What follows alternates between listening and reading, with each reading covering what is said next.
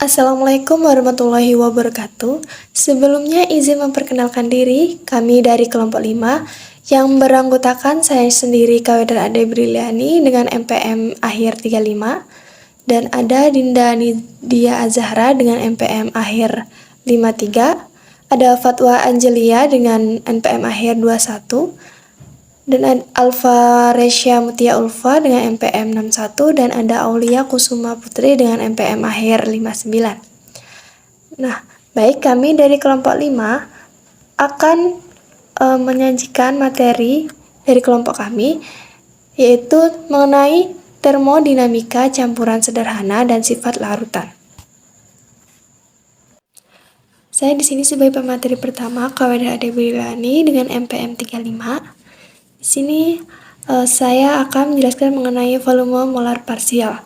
Nah, volume molar parsial komponen suatu campuran itu berubah-ubah bergantung pada komposisi, dikarenakan lingkungan setiap jenis molekul berubah jika komposisinya berubah dari A murni ke B murni. Nah, volume molar parsial Fj dari suatu zat pada beberapa komposisi umum didefinisikan secara formal seperti pada gambar. Fj sama dengan delta V per delta Nj Ptn, dengan Nj sebagai jumlah mol dan subskripsi N menunjukkan bahwa jumlah semua zat lain itu tetap. Nah, volume molar parsial itu adalah kemiringan grafik volume total seperti pada gambar. Ketika jumlah J berubah sedangkan tekanan, temperatur, dan jumlah komponen lain tetap. Nah, nilainya itu bergantung pada komposisi seperti yang kita lihat. Untuk air dan etanol itu didefinisikan, itu menunjukkan bahwa ketika komposisi campuran berubah sebesar penambahan DNA zat A dan DNB zat B, maka volume total campuran berubah sebesar seperti pada gambar dV sama dengan delta V per delta Na PTNB DNA plus delta V per delta NB PTNA DNB sama dengan FA DNA plus FB DNB.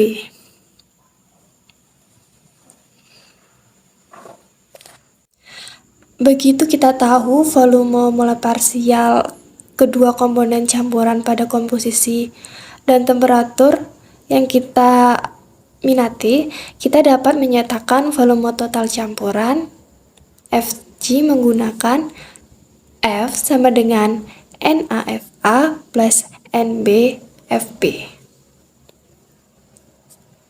Baik, selanjutnya yaitu fungsi Gibbs molar parsial. Nah, konsep kuantitas molar parsial itu dapat diperluas menjadi sembarang fungsi keadaan yang luas. Salah satunya yang sering kita jumpai, tapi dengan nama lain, adalah fungsi Gibbs molar parsial, yaitu potensial kimia. Seperti dilihat pada PPT, mu J sama dengan delta J per delta Nj Ptn. Nah, dengan argumentasi yang sama, ia menghasilkan persamaan fungsi Gibbs campuran, yaitu G sama dengan Na mu A plus Nb mu B, dengan mu A dan mu B sebagai potensial kimia pada komposisi campuran. Baik, selanjutnya yaitu persamaan Gibbs-Duhem. Nah, karena fungsi Gibbs total campuran itu dinyatakan dengan persamaan 5 dan potensial kimia itu bergantung pada komposisi, maka jika komposisi berubah sangat sedikit, kita dapat mengharapkan G berubah sebesar Dg sama dengan mu A DNA plus mu B DNB plus Na DMUA plus NB DMUB. Di dalam PPT itu merupakan persamaan Gibbs-Duhem, yaitu sigma J NJ D mu J sama dengan 0.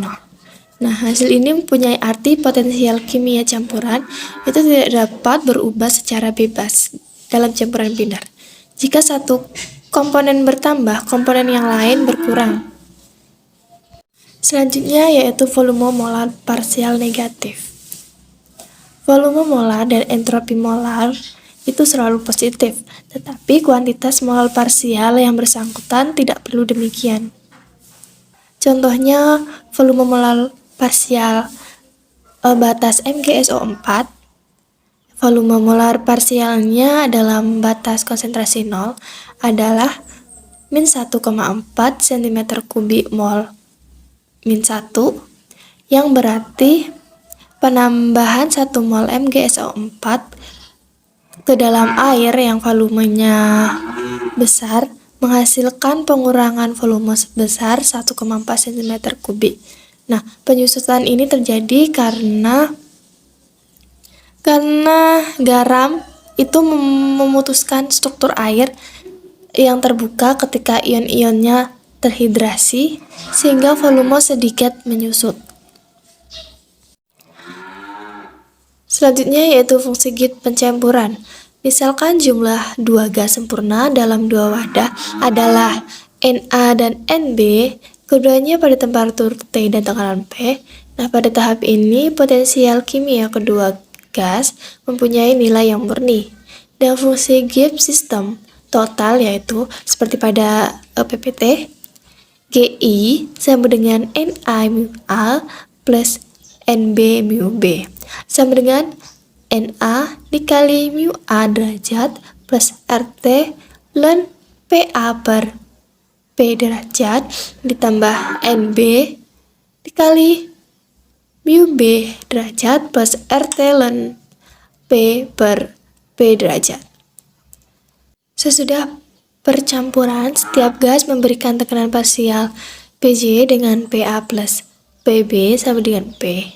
Fungsi Gibbs total berubah menjadi Gf sama dengan Na dikali mu A derajat plus RT ln Pa per P derajat ditambah Nb dikali mu B derajat plus RT ln P dibagi P derajat. Nah, selisih antara Gf dikurangin Gi adalah fungsi Gibbs percampuran delta G mix, yaitu delta G mix sama dengan Na RT ln Pa per P ditambah Nb RT ln Pb per P. Yang selanjutnya yaitu fungsi pencampuran termodinamik yang lain. Ungkapan kuantitatif untuk delta G mix memungkinkan kita menghitung entropi pencampuran delta S mix dikarenakan delta G per delta T Pn sama dengan min S.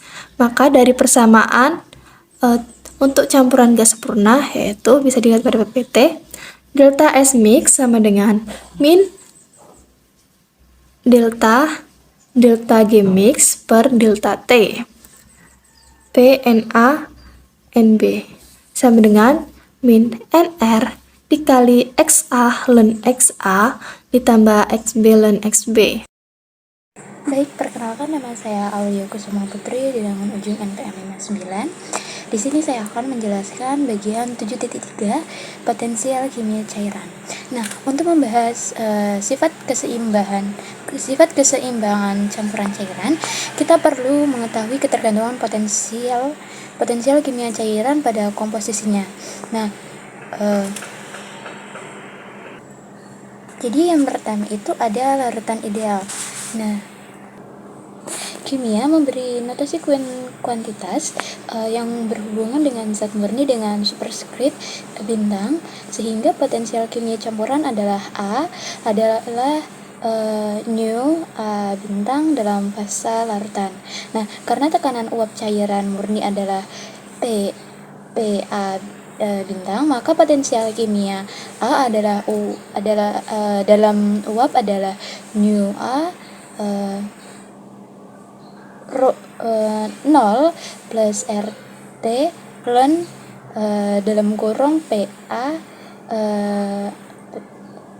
bintang per P0.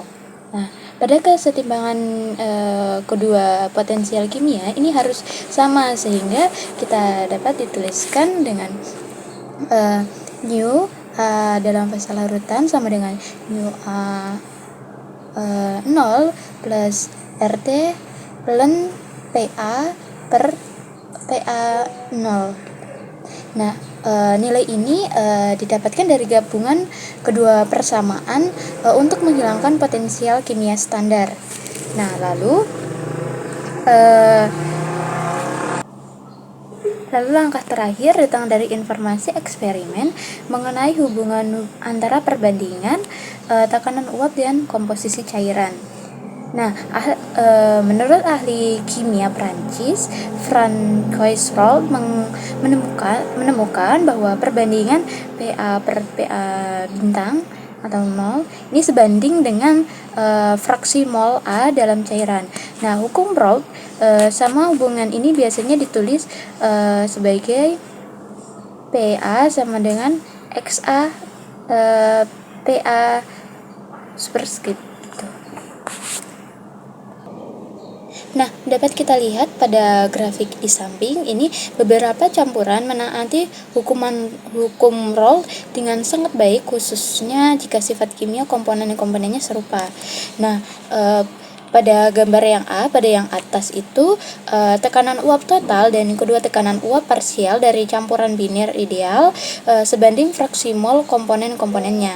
Lalu pada gambar yang B, yang bagian grafik yang tengah, itu dua cairan yang serupa, dalam hal ini benzen dan toluena atau metilbenzen, ini perilakunya hampir ideal. Tetapi pada gambar grafik yang ketiga, yang C, itu penyimpangannya yang jauh dari keidealan diperlihatkan oleh cairan tak serupa, dalam hal ini karbon disulfida atau karbon disulfida dan aseton. Jadi yang selanjutnya yaitu fungsi kelebihan. Nah, jadi fungsi kelebihan yaitu selisih antara fungsi pencampuran termodinamika yang diamati dan fungsi untuk larutan ideal. Nah, seperti pada gambar yang tertera, ini fungsi kelebihan eksperimen pada temperatur 25 derajat Celcius. Untuk grafik yang pertama itu He, untuk benzena atau sikloheksana terlihat bahwa pencampuran ini bersifat endoterm karena delta H mixnya ini sama dengan 0 untuk larutan ideal. Lalu yang pada gambar yang kedua yaitu gambar B, untuk tetrakloroetana atau siklopentana ini terlihat adanya penyusulan pada fraksi mol tetrakloroetana yang rendah, tetapi terjadi pemuaian pada fraksi mol tinggi karena delta V mixnya ini sama dengan 0 untuk campuran sempurna. Jadi dapat disimpulkan Se sama dengan delta S mix plus NR dalam kurung XA ln ditambah XB ln XB. Nah, penyimpangan fungsi kelebihan dari 0 ini menunjukkan sampai di mana larutan itu tidak ideal. Nah, dalam hubungan ini, sistem model yang berguna adalah larutan biasa, di mana He-nya ini tidak sama dengan 0, tetapi Se-nya ini sama dengan 0. Selanjutnya yaitu 7.4 campuran ideal. Nah, yang pertama itu ada fungsi pencampuran ideal. Nah, fungsi Gibbs pencampuran dua cairan untuk membentuk larutan ideal dihitung dengan cara yang sama untuk seperti untuk dua gas. Nah, yang dimana fungsi Gibbs pencampuran adalah delta G mix sama dengan nRT dalam kurung XA ln XA plus XB ln XB dengan N sama dengan Na plus Nb. pada persamaan ini sama dengan persamaan untuk dua gas sempurna dan semua kesimpulan untuk gas tersebut berlaku pula di sini. Dalam kesempurnaan gas, tak ada interaksi antara partikel-partikel. Nah, dalam larutan ideal ada interaksi, tetapi interaksi A ke B itu rata-rata dalam campuran, sama dengan interaksi rata-rata A ke A dan B ke B dalam cairan murni. Nah, kebergantungan fungsi Gibbs, entropi dan entalpi pencampuran pada komposisinya ini dapat diperlihatkan pada grafik di samping. Nah, pada grafik di samping yaitu fungsi Gibbs, entalpi dan entropi pencampuran dari campuran biner ideal dihitung menggunakan persamaan yang tadi gitu. Jadi entropi ini dinyatakan sebagai kelipatan NR, fungsi Gibbs sebagai kelipatan NRT. Baik, yang selanjutnya yaitu adalah larutan encer ideal. Nah, dalam larutan ideal seperti juga pelarutnya memenuhi hukum Raoult. Walaupun demikian, dalam larutannya dengan konsentrasi rendah, walaupun tekanan uap zat terlarut sebanding dengan fraksi molnya. Nah, kemungkinan kurvanya tidak sama dengan tekanan uap zat murni. Berdasarkan gambar 7.3 atau grafik yang ada di samping ini, jika suatu komponen pelarut mendekati murni, komponen itu berperilaku sesuai dengan hukum Raoult dan mempunyai tekanan uap yang sebanding dengan fraksi mol. Dengan kemiripan kurva P bintang, jika komponen itu masih sebanding dengan fraksi mol, tetapi tetapan perbandingannya adalah K. Nah, ini adalah hukum Henry. Kebergantungan linear tetapi berbeda ini ditemukan oleh ahli kimia Inggris yaitu William Henry dan sekarang disebut dengan hukum Henry. Nah, kita mengatakan secara kuantitatif dan dapat menuliskan PB sama dengan XB KB, di mana XB ini adalah fraksi mol zat terlarut dan KB ini adalah konstanta, yaitu dengan dimensi tekanan yang dipilih supaya grafik tekanan UAB ini terhadap fraksi molnya merupakan garis singgung kurva eksperimen pada XB sama dengan 0. Nah, campuran yang menaati hukum Henry ini bersifat ideal. Nah, dalam arti yang berbeda dengan campuran yang menaati hukum Raoult, ini disebut larutan encer ideal. Izin memperkenalkan diri, saya Dinda Nindya Zahra dengan NPM 231302353. Saya akan melanjutkan materi tentang sifat koligatif. Nah, dalam suatu larutan encer, semua sifat hanya bergantung pada jumlah partikel terlarutnya yang ada, bukan pada jenis partikel itu. Nah, karena itu, ini yang disebut dengan sifat koligatif. Nah, terdapat ciri-ciri umum dari sifat koligatif. Sifat koligatif ini berasal dari pengurangan potensial kimia pelarut cair akibat adanya zat terlarut mu A. Larutan untuk pelarut murni menjadi mu A ditambah RT ln XA jika ada zat terlarutnya. Karena XA kurang dari 1, maka nilai ln XA akan bernilai negatif. Potensial kimia uap dan padatan ini tidak akan berubah dengan adanya zat terlarut yang tidak dapat larut dan tidak mudah menguap. Nah, dapat dilihat pada gambar grafik, kehadiran zat terlarut dalam pelarut ini dapat menurunkan potensial kimia larutan. Potensial kimia larutan ini lebih rendah daripada potensial kimia pelarut murni. Akibatnya dapat dilihat pada gambar bahwa titik beku ini akan menurun, sedangkan titik didihnya ini akan mengalami kenaikan. Nah, karena perubahan sudut tempat perpotongan garis yang ditentukan oleh entropi. Selanjutnya, kenaikan titik didih.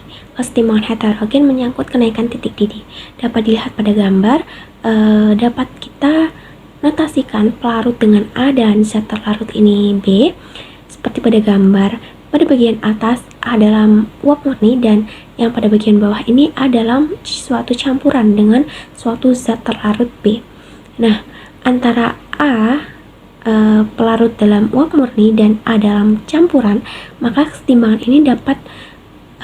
pada temperatur ini dapat dituliskan mu A dalam fase gas sama dengan mu A dalam fase gas ditambah RT ln XA. Nah, persamaannya tersusun ulang menjadi ln 1 dikurang XB sama dengan mu A dalam fase gas dikurang mu A dalam fase larutan dibagi RT sama dengan delta G penguapan dibagi RT, dengan delta G sebagai fungsi Gibbs penguapan pelarut murni dan XB ini sebagai fraksi mol zat terlarut dapat diasumsikan sebagai XA ditambah XB sama dengan 1. Nah, ini dapat dituliskan kembali menjadi delta G penguapan sama dengan delta H penguapan dikurang T delta S penguapan. Kemudian kita mengabaikan ketergantungan yang sangat kecil dari delta H dan delta S ini terhadap temperatur pada fraksi mol umum. XB ini dapat dituliskan kembali menjadi ln 1 dikurang XB sama dengan delta G penguapan dibagi RT sama dengan delta H penguapan dibagi RT dikurang delta S penguapan dibagi R. Nah, jika XB ini sama dengan 0, titik didihnya ini adalah titik didih cairannya. Nah, dapat dinotasikan sebagai T aksen dan dapat dituliskan menjadi ln 1 sama dengan delta G penguapan dibagi R T aksen sama dengan delta H penguapan per R dikurang delta S penguapan dibagi R. Karena ln 1 ini sama dengan 0, maka selisih dari kedua persamaan ini menjadi ln 1 dikurang XB sama dengan delta H penguapan dibagi R dikali 1 per T dikurang 1 per T aksen. Nah, kita misalkan jumlah zat terlarut ini sangat kecil, maka XB ini akan kurang dari 1. Maka memungkinkan dituliskannya dengan ln 1 dikurang XB sama dengan min XB, sehingga diperoleh persamaan XB sama dengan delta H penguapan dibagi R dikali 1 per T aksen dikurang 1 per T. Karena T sama dengan T aksen, maka dapat dituliskan 1 per T aksen dikurang 1 per T sama dengan T dikurang T aksen dibagi T dikali T aksen sama dengan delta T dibagi T aksen pangkat 2. Untuk mencari nilai delta T ini sama dengan T dikurang T aksen. Sehingga dari persamaan itu dapat menghasilkan delta T sama dengan konsentrasi RT aksen pangkat 2 dibagi delta H penguapan dikali XB. Nah, dari persamaan ini untuk kenaikan titik didih delta T ini tidak mengacu pada jenis zat terlarutnya, melainkan hanya ke fraksi molnya saja. Nah, hal ini menjadikan ciri bahwa kenaikan titik didih ini termasuk dalam sifat koligatif larutan. Nah, nilai delta T ini memang bergantung pada sifat pelarut, dan perubahan terbesar ini terjadi pada pelarut dengan titik didih sifat pelarut dan penguapannya yang rendah. Nah, untuk larutan yang encer, kenaikan titik didih ini dapat dituliskan dengan delta T sama dengan KB dikali MB, dengan KB ini sebagai konstanta ebulliokopis pelarut dan MB ini sebagai molalitas dari larutan. Selanjutnya, penurunan titik beku. Nah, pada penurunan titik beku ini, kesetimbangan heterogen ini terjadi antara pelarut padat dan larutan dengan zat terlarutnya pada fraksi mol XB. Nah, dapat dilihat pada gambar A ini sebagai pelarut dan B ini zat terlarut yang tidak larut dalam padatan A. Pada bagian atas ini menandakan A dalam campuran dengan B, dan pada bagian bawah ini menandakan A dalam padatan murni. Nah, pada titik beku, potensial kimia A ini dari kedua fasa ini sama, maka dapat dituliskan mu A dalam fasa padat sama dengan mu A dalam fasa larutan ditambah RT ln XA. Nah, hanya selisih antara perhitungan ini dan perhitungan yang sebelumnya sudah saya bahas, juga muncul dari potensial kimia padatan di tempat uap. Oleh karena itu, dapat ditulis hasilnya secara langsung, delta T sama dengan konsentrasi RT aksen pangkat 2 dibagi delta H fusion dikali XB. Dengan delta T ini mengatakan penurunan titik beku, yaitu T aksen dikurang T delta H fusion sebagai entalpi peleburan dari pelarut. Nah, penurunan yang besar ini teramati pada pelarut yang entalpi pelarutnya ini rendah dan titik lelehnya tinggi. Jika larutan ini encer, maka fraksi mol ini sebanding dengan molalitas dan dapat kita tuliskan sebagai delta T sama dengan Kf dikali Mb, dengan Kf ini sebagai konstanta krioskopi. Yang selanjutnya ada kelarutan. Jika zat padat ini dibiarkan dalam suatu kontak dengan suatu zat pelarut, maka zat ini akan melarut sampai menjadi larutan jenuh. Nah, kejenuhan ini berarti kesetimbangan potensial kimia zat padat murni sama dengan potensial kimia B dalam larutan. Nah, dapat dilihat pada gambar yang sudah disediakan. Pada bagian atas ini merupakan B pada suatu campuran, dan pada bagian bawah ini merupakan B dalam padatan murni. Nah, dapat dituliskan dengan B sama dengan mu aksen B dalam larutan ditambah RT ln XB, lalu dituliskan kembali dengan mu aksen B dalam fase padatan sama dengan mu aksen B dalam fase larutan ditambah RT ln XB.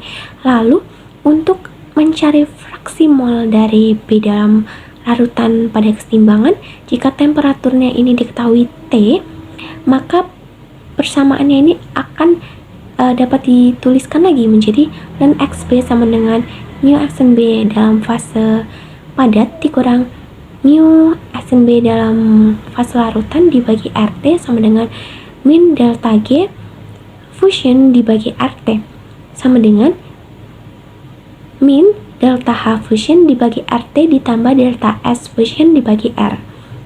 Nah, dengan menganggap entalpi dan entropi pelelahan ini tetap pada rentang temperatur tertentu ini, maka ln XB sama dengan min delta H fusion dibagi R dikali 1 per T dikurang 1 per T aksen.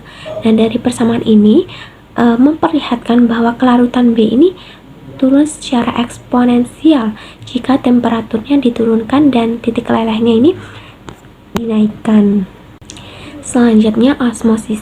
Gejala osmosis ini dari kata Yunani artinya mendorong, yaitu suatu perjalanan pelarut murni ke dalam larutan yang keduanya ini terpisahkan oleh suatu membran, yaitu membran semi permeabel, berupa membran yang dapat diresapi oleh pelarut tapi tidak oleh zat pelarutnya. Maka tekanan osmosis ini tekanan yang harus diberikan kepada larutan agar alirannya ini berhenti. Nah, dapat dilihat pada gambar A merupakan kesetimbangan antara pelarut murni A pada tekanan P pada satu sisi membran semi permeabel dengan A sebagai komponen sempurna pada sisi membran. Nah, sedangkan pada gambar yang bawah ini dalam versi sederhananya. Nah, A ada pada kesetimbangan kedua, sisi membran pada saat sudah cukup banyak nih pelarut yang mengalir ke dalam larutan sehingga akan menimbulkan perbedaan tekanan hidrostatisnya. Nah, pada kesetimbangan ini tekanan ini harus sama sehingga mu A P sama dengan mu A dikali XA P sama dengan Pi. Nah, adanya suatu zat terlarut dapat diperhitungkan dengan mu A XA di P plus P sama dengan mu A P plus P ditambah RT ln XA. Selanjutnya, cara untuk memperhitungkan efek dari tekanannya ini dengan cara mu A P ditambah P sama dengan mu A P sama dengan integral P sampai P plus P Fm dP. Dengan F Fm ini sebagai volume molar pelarut murni. Jika ketiga persamaan ini digabungkan, maka didapatkan persamaan min RT ln XA sama dengan integral P sampai P plus P dikali Fm dikali dP. Untuk larutan encer, ln A ini dapat digantikan dengan ln 1 dikurang XB sama dengan min XB.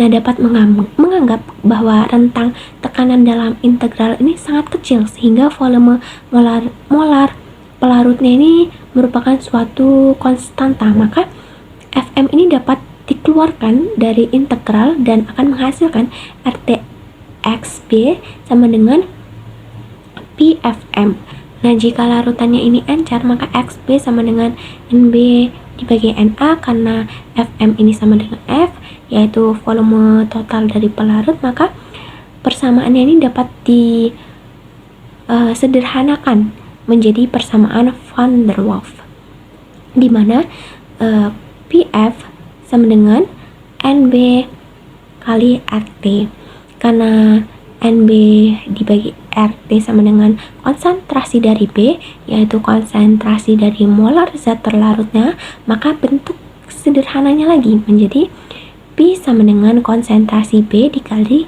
dengan RT. Nah, ini hanya berlaku pada larutan encernya.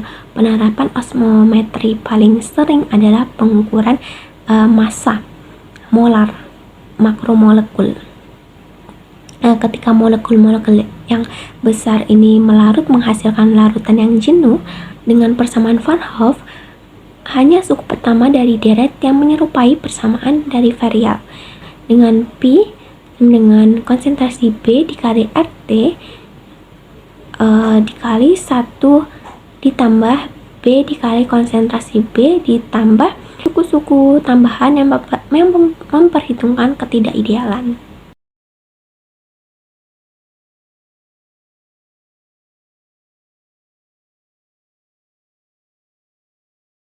Diagram tekanan uap. Dalam larutan ideal, dua cairan tekanan uap, komponen-komponennya berhubungan dengan komposisinya berdasarkan hukum Raoult.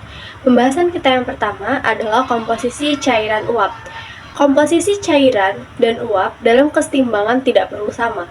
Tekanan parsial komponen bisa didapatkan dengan persamaan PA sama dengan XA P bintang A dan PB sama dengan XB P bintang B. Dengan PA dan PB adalah tekanan masing-masing zat dan XA dan XB adalah fraksi mol. Kemudian, PA dan PB yang terdapat bintang ini adalah tekanan uap murni. Selanjutnya, dari hukum Dalton fraksi mol dalam gas, YA sama dengan PA per P dan YB sama dengan PB per B. Tekanan parsial dan tekanan total dapat dinyatakan dalam fraksi mol cairan menggunakan persamaan YA sama dengan XA P bintang A per P bintang B plus PA P bintang A dikurang P bintang B ZA yang menghasilkan YB sama dengan 1 dikurang YA. Jika A adalah komponen yang lebih atsiri atau mudah menguap, maka fraksi mol dalam uap adalah YA lebih besar daripada fraksi mol dalam cairan. Berdasarkan gambar, semakin bertambahnya XA atau fraksi mol, maka tekanan akan semakin bertambah besar. Berikut gambar terkait kebergantungan YA pada XA. Pada gambar memperlihatkan bahwa kebergantungan YA pada XA untuk berbagai nilai, tekanan uap murni A dibagi dengan tekanan uap murni B lebih besar dari 1. Karena dapat menghubungkan komposisi cairan dengan komposisi uap, maka dapat menghubungkan tekanan uap dengan komposisi uap itu sendiri dengan menggunakan hukum Dalton, yaitu tekanan sama dengan tekanan uap murni A dikali dengan tekanan uap murni B dibagi dengan tekanan uap murni A ditambah dengan tekanan uap murni B dikurang dengan tekanan uap murni A dikali dengan YA. Hal tersebut tergambar dalam gambar grafik yang telah ditampilkan. Dua gambar diagram tersebut dapat digunakan untuk membahas kesetimbangan fase campuran. Namun demikian, jika membahas tentang destilasi komposisi uap dan cairan, maka akan sama pentingnya. Oleh karena itu, penggabungan dua diagram akan menjadi seperti gambar ketiga, di mana Sumbuk komposisi yang dinamai Za yaitu fraksi mol keseluruhan A dalam sistem. Pada garis dan di atas garis atas hanya cairan yang ada, sehingga Za sama dengan Xa. Pada garis dan di bawah garis hanya uap yang ada, maka Za sama dengan Ya. Titik terang tidak hanya menunjukkan adanya cairan dan uap secara kualitatif, melainkan juga secara kuantitatif. Selanjutnya kita akan membahas tentang aturan tuas. Untuk menemukan jumlah relatif, kita mengukur jarak L dan L aksen sepanjang garis hubung mendatar atau till line, dan kemudian menggunakan aturan tuas. Disebut aturan tuas karena menghubungkan massa-massa pada kedua ujung tuas dengan jaraknya dari poros. Berdasarkan gambar didapatkan N aksen L aksen sama dengan NL, dengan N sebagai jumlah cairan dan N aksen sebagai jumlah uap. Dalam kasus sekarang ini, karena L aksen sama dengan 2/3 L, maka jumlah cairan sebesar 2/3 jumlah uap. Untuk membuktikan aturan tuas, kita dapat menuliskan N aksen sama dengan N plus N aksen, dan jumlah keseluruhan A sama dengan N petik Za. Jumlah keseluruhan A juga adalah jumlahnya dalam kedua fase. Selanjutnya kita akan membahas diagram temperatur komposisi. Mengurangi tekanan pada temperatur tetap merupakan salah satu cara untuk mengerjakan distilasi. Tetapi yang lebih umum adalah mendestilasi pada tekanan tetap dengan menaikkan temperatur. Untuk membahas hal tersebut, maka diperlukan diagram temperatur komposisi seperti gambar yang telah ditampilkan. Nah, diagram tersebut memperlihatkan suatu batas-batas yang di mana batas tersebut memperlihatkan komposisi fase-fase yang berada dalam keseimbangan pada berbagai temperatur. Selanjutnya kita akan membahas tentang distilasi campuran. Jika cairan dengan komposisi A dipanaskan mula-mula, keadaannya adalah A1. Kemudian cairan akan mendidih ketika temperatur mencapai titik T2. Kemudian akan mempunyai komposisi A2 dan uap mempunyai komposisi A aksen 2. Uap akan lebih banyak mengandung komposisi A yang lebih mudah menguap. Dari lokasi A aksen 2 dapat dikatakan komposisi uap pada titik didih dari lokasi garis hubung yang menghubungkan A2 dan A aksen 2 dapat kita baca sebagai temperatur dari campuran cairan semula. Jika uap diambil dan dikondensasi seluruhnya, tetesan merupakan cairan dengan komposisi A3. Nah, diagram fase memperlihatkan campuran mendidih pada titik T4 dan menghasilkan uap dengan komposisi A4 yang lebih kaya akan komponen yang lebih mudah menguap. Kemudian, uap diambil dan tetesan pertama akan berkondensasi menjadi cairan dengan komposisi A5. Nah, siklus ini berulang-ulang sampai akhirnya zat A akan menjadi zat yang hampir murni. Selanjutnya kita akan membahas azeotrop. Nah, azeotrop ini adalah campuran dua atau lebih cairan yang tidak dapat dipisahkan dengan distilasi sederhana karena memiliki titik didih yang tetap. Banyak cairan mempunyai diagram fase temperatur komposisi yang menyerupai versi ideal seperti gambar yang telah ditayangkan sebelumnya. Namun, terdapat penyimpangan seperti dua gambar tersebut. Nilai maksimum dalam batas fase gambar A dapat terjadi jika interaksi antara kelompok komponen mengurangi tekanan uap campuran sampai di bawah nilai idealnya. Kemudian, batas fase memperlihatkan nilai minimum menunjukkan bahwa campuran tidak stabil relatif terhadap larutan ideal seperti yang terlihat pada gambar B. Baik, jadi di sini saya akan menjelaskan tentang cairan tak campur. Jadi cairan tak campur itu dapat dicontohkan seperti pada gambar di atas. Jadi gambar di atas itu adalah gambar destilasi dua cairan tak campur. Dapat dianggap destilasi gabungan komponen-komponen terpisah. Pendidihan terjadi jika jumlah tekanan parsial sama dengan 1 atm. Jadi, jika tekanan uap kedua komponen murni adalah PA dan PB, maka tekanan uap totalnya adalah P sama dengan PA ditambah PB, dan campuran mendidih jika P sama dengan 1 atm. Adanya komponen kedua berarti campuran mendidih pada temperatur lebih rendah jika kedua campuran itu mendidih sendiri-sendiri karena pendidihan dimulai. Baik, selanjutnya di sini akan membahas tentang 7.9 yaitu aktivitas pelarut. Bentuk umum potensial kimia zat terlarut atau pelarut nyata atau ideal adalah mu A dalam kurung L sama dengan mu A derajat dalam kurung L ditambah RT ln PA per PA derajat. Dengan PA menyatakan tekanan uap A murni dan PA adalah tekanan uapnya jika berada dalam bentuk campuran.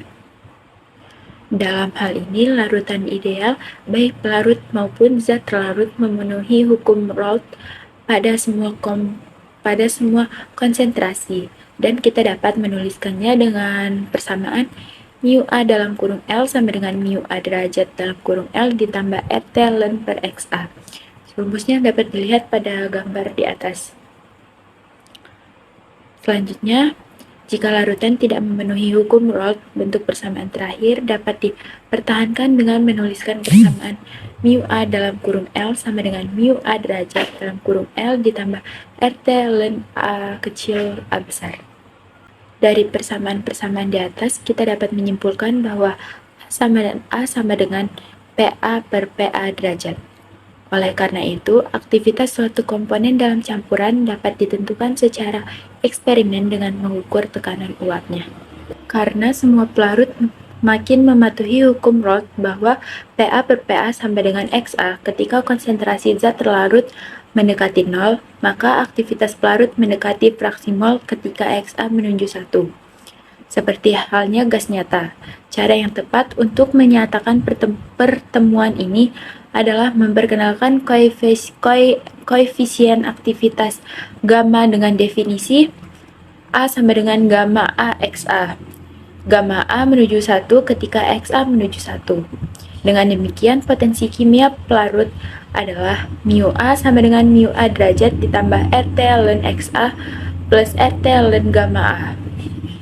Selanjutnya, kita akan membahas poin 7.10 yaitu aktivitas zat terlarut. Untuk yang pertama yaitu zat terlarut encer ideal. Zat terlarut B yang memenuhi hukum Henry mempunyai tekanan uap yang dinyatakan oleh PB sama dengan KB XB dengan KB sebagai konstanta empiris. Dalam hal ini, potensial kimia B adalah mu B sama dengan mu derajat ditambah RT ln PA per PB derajat, sama dengan mu B derajat ditambah RT ln KB per PB derajat ditambah RT ln XB. KB dan PB derajat adalah konstanta yang merupakan sifat khas zat terlarut. Dengan demikian, suku kedua dapat digabungkan dengan suku pertama, menghasilkan potensial kimia standar yang baru, yang diberi notasi mu B sama dengan mu B plus ditambah RT ln XB dengan mu B plus ditambah mu B derajat ditambah RT ln KB per PB derajat. Selanjutnya yaitu zat terlarut nyata. Perilaku hukum Henry untuk aktivitas pelarut yaitu memasukkan AA sebagai pengganti XA dalam hukum Raoult dan memperoleh persamaan seperti persamaan di atas tadi. Untuk potensial kimia, untuk zat terlarut, kita memasukkan AB sebagai pengganti XB ke dalam hukum Henry dan memperoleh persamaan mu B sama dengan mu B plus ditambah RT ln AB. Pada tahap terakhir ini, keadaan standar tak berubah dan semua penyimpangan dari keidealan ditampung dalam aktivitas AB. Nilai aktivitas pada segala konsentrasi dapat diperoleh dengan cara yang sama, seperti untuk pelarut. Tetapi, sebagai pengganti persamaan sebelumnya, kita menggunakan persamaan AB sama dengan PB per KB. Seperti halnya dengan pelarut, sangatlah bijaksana untuk memperkenalkan koefisien aktivitas AB sama dengan gamma B XB. Selanjutnya yaitu aktivitas berkenaan dengan molalitas. Komposisi campuran sering dinyatakan sebagai molalitas M, sebagai pengganti fraksi mol. Oleh karena itu, baik sekali untuk memperkenalkan definisi lain dari aktivitas. Karena NB sebanding dengan molalitas MB, kita dapat menuliskan persamaan XB sama dengan KMB per M derajat dikali M derajat sama dengan 1 mol kilogram min 1. K adalah konstanta dan M derajat dimasukkan supaya sisi sebelah kanan tidak berdimensi. Oleh karena itu, untuk larutan encer ideal, kita dapat menuliskan mu B sama dengan mu B plus ditambah RT ln K ditambah ln MB per M derajat. Sekarang, kita menentukan potensial kimia standar baru dengan menggunakan ln K atau mu. Mu B derajat sama dengan mu B plus ditambah RT ln K. Yang memungkinkan kita menuliskan mu B sama dengan mu B derajat ditambah RT ln MB per M derajat. Menurut definisi itu, potensial kimia zat terlarut mempunyai nilai standar mu B derajat. Jika molalitas B sama dengan M derajat, yaitu pada 1 mol kilogram min 1. Sekarang, seperti sebelum ini, kita memasukkan penyimpangan dari keidealan dengan memperkenalkan aktivitas yang tidak berdimensi. Koefisien aktivitas yang tidak berdimensi gamma B dan menuliskan alfa B sama dengan gamma B MB per M derajat. Gamma B menuju 1 ketika MB menuju 0. Dalam tahap terakhir, keadaan standar tidak berubah, dan seperti sebelumnya, semua penyimpangan dari keidealan ditampung dalam koefisien aktivitas gamma B. Maka, sampai pada bentuk ringkas berikut untuk potensial kimia zat terlarut nyata pada segala molalitas, yaitu dengan persamaan mu sama dengan mu derajat ditambah RT ln A. Baik, mungkin cukup sekian penjelasan materi dari saya. Saya mewakili rekan-rekan dari kelompok 5, mengucapkan mohon maaf apabila banyak kesalahan, dan kami akhiri wassalamualaikum warahmatullahi wabarakatuh.